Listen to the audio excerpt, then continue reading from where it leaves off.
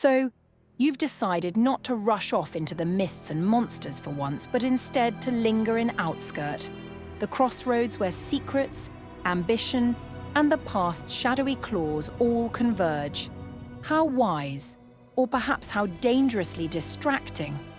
Let me tell you what I saw through my scrying as you ingratiated yourselves with the locals and tangled with the old powers of the Vale and Empire alike. You delved into the fireside stories and local legends, piecing together the tapestry of the Misty Vale and its rulers.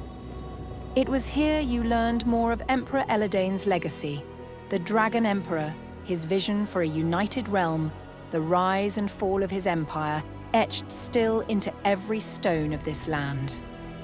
The tale of Um-Durman, the sword forged by Eledain himself 8 centuries ago, carried particular weight, a weapon of destiny, lost and long coveted. But Outskirt has its own living legends.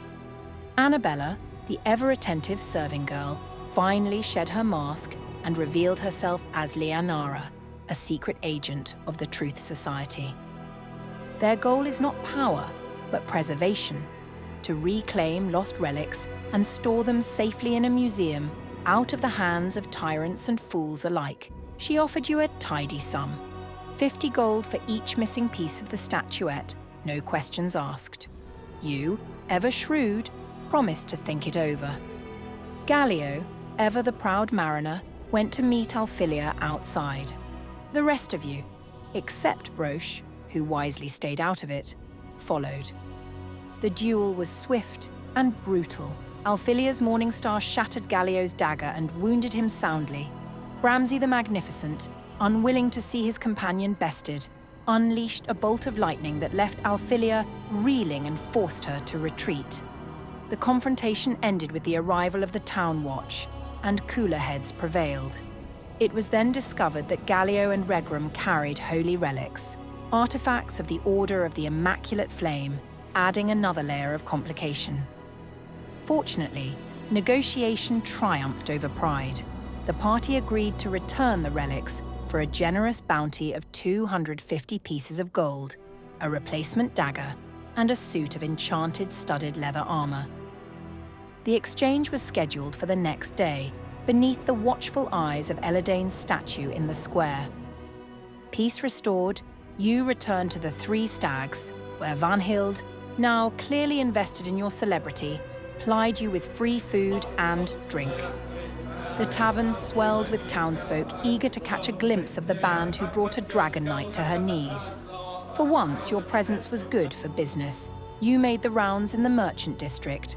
Platy repaired gear at Oakald's and Badinor's smithy, meeting the touched young Jory who dreams of his own adventures. Others bartered with Master Ulvar for supplies.